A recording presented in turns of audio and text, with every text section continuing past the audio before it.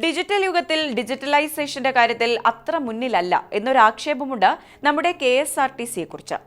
എന്നാൽ ആനവണ്ടിയെക്കുറിച്ചും യാത്രാ സൗകര്യത്തെക്കുറിച്ചുമുള്ള ഈ പരാതികൾക്ക് പരിഹാരം കാണുകയാണ് ചലോ ആപ്പിലൂടെയും ട്രാവൽ കാർഡിലൂടെയും. ചലോ ആപ്പിലൂടെ ബസ്സുകളുടെ ലൈവ് ട്രാക്കിംഗ്, സീറ്റ് ഒഴിവ്, അടുത്ത വണ്ടി എപ്പോൾ തുടങ്ങിയ വിവരങ്ങൾ അറിയാൻ സാധിക്കും. GPS സൗകര്യം ബസ്സുകളിൽ ഏർപ്പെടുത്തിയാണ് ഈ സംവിധാനം നടപ്പിലാക്കുക. ഇനി എന്താണ് ട്രാവൽ കാർഡ്? ഇനി ടിക്കറ്റിനായി കയ്യിൽ പണം കരുതേണ്ട എന്നതാണ് മറ്റൊരു പുതിയ സൗകര്യം. ചലോ കാർഡ് വാങ്ങി റീചാർജ് ചെയ്ത് ഉപയോഗിക്കുന്ന സംവിധാനം വിവിധ ജില്ലകളിൽ നടപ്പാക്കി വരുന്നു. ATM കാർഡുകൾ സ്വൈപ്പ് ചെയ്യുന്ന സംവിധാനമാണ് പുതിയ ടിക്കറ്റ് മെഷീനിലും ഉള്ളത്. തിരുവനന്തപുരത്ത് തുടങ്ങിയ സ്മാർട്ട് കാർഡ് യാത്ര പിന്നീട് കൊല്ലം, പത്തനംതിട്ട, ആലപ്പുഴ, എറണാകുളം ജില്ലകളിലും പ്രാവർത്തികമാക്കിയിട്ടുണ്ട്.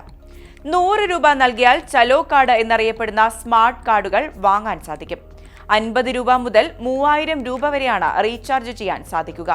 1000 രൂപയ്ക്ക് റീചാർജ് ചെയ്താൽ 40 രൂപ അധികവും, 2000 രൂപയ്ക്ക് റീചാർജ് ചെയ്താൽ 100 രൂപ അധികമായും ക്രെഡിറ്റ് ചെയ്യും.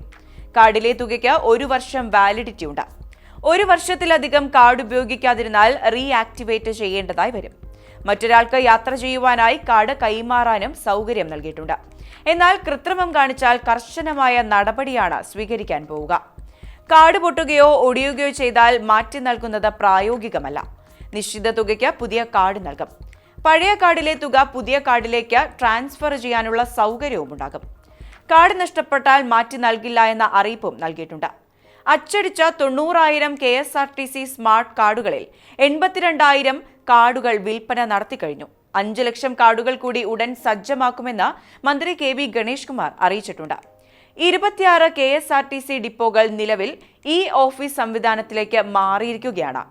റോഡിലേക്ക് മാലിന്യം വലിച്ചെറിയാതിരിക്കാൻ ബസ്സുകളിൽ ഏർപ്പെടുത്തിയ ഡസ്റ്റ്ബിൻ സൗകര്യം സ്വകാര്യ ബസ്സുകളിലും സജ്ജമാക്കും. ദീർഘദൂര യാത്രയ്ക്ക് കൂടുതൽ സൗകര്യങ്ങളോട് കൂടിയ ബസ്സുകൾ ഉടൻ നിരത്തിലിറക്കുമെന്നും വൈഫൈ സംവിധാനം ഏർപ്പെടുത്തുമെന്നും മന്ത്രി അറിയിച്ചിട്ടുണ്ട്. ഗൂഗിൾ പേ സംവിധാനവും യാഥാർത്ഥ്യമായിരിക്കുകയാണ് KSRTC-യിൽ ഇപ്പോൾ. കണ്ടക്ടറുടെ ടിക്കറ്റ് യന്ത്രത്തിൽ തന്നെ QR കോഡ് ഫിക്സ്ഡ് ആണ്. ഇത് സ്കാൻ ചെയ്ത് ടിക്കറ്റിനുള്ള പണം നൽകാൻ കഴിയും. KSRTC ജീവനക്കാരുടെ ഹാജർ നില രേഖപ്പെടുത്താൻ പഞ്ചിങ്ങിന് പകരം ഫേസ് ആപ്പും നിലവിൽ വന്നു. രാവിലെ ഓഫീസിലെത്തിയാൽ മൊബൈൽ ആപ്ലിക്കേഷൻ തുറന്ന് മുഖം ക്യാമറയിൽ പതിപ്പിക്കണം. ഡിപ്പോയിലെത്തി ഓഫീസിന് മുന്നിലെത്തിയാൽ മാത്രമേ ഈ സംവിധാനം പ്രവർത്തിക്കുകയുള്ളൂ. അതുപോലെ തന്നെ 2018-ൽ 100 ഡീസൽ ബസ്സുകൾ വാങ്ങിയ ശേഷം 6 വർഷത്തെ ഇടവേളയ്ക്കു ശേഷം സംസ്ഥാനത്തേക്ക് പുതിയ ബസ്സുകളും എത്തുകയാണ്. രണ്ടാം പിണറായി സർക്കാരിന്റെ ഭരണകാലത്ത് വാങ്ങിയ 434 ബസ്സുകളും സ്വിഫ്റ്റിലാണ് നൽകുന്നത്. ഇപ്പോൾ പുറത്തിറക്കുന്ന ആദ്യ ബാച്ചിലെ 80 ബസ്സുകളിൽ 60 സൂപ്പർഫാസ്റ്റും 20 ഫാസ്റ്റ് പാസഞ്ചറുമാണുള്ളതെന്നും KV ഗണേഷ് കുമാർ അറിയിച്ചിട്ടുണ്ട്.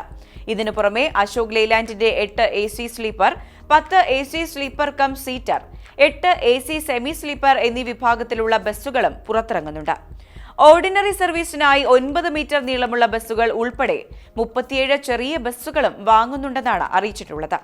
പുതിയ ബസ്സുകൾ ഓടിച്ചു നോക്കിയ മന്ത്രി ആവശ്യമെങ്കിൽ മാറ്റങ്ങൾക്ക് നിർദ്ദേശം നൽകുമെന്നും അറിയിച്ചിട്ടുണ്ട്. അതിനുശേഷമായിരിക്കും കൂടുതൽ ബസ്സുകൾ നിരത്തിലേക്ക് ഇറങ്ങുക. അങ്ങനെ അനവധി മാറ്റങ്ങൾക്കാണ് KSRTC സാക്ഷ്യം വഹിക്കുന്നത്.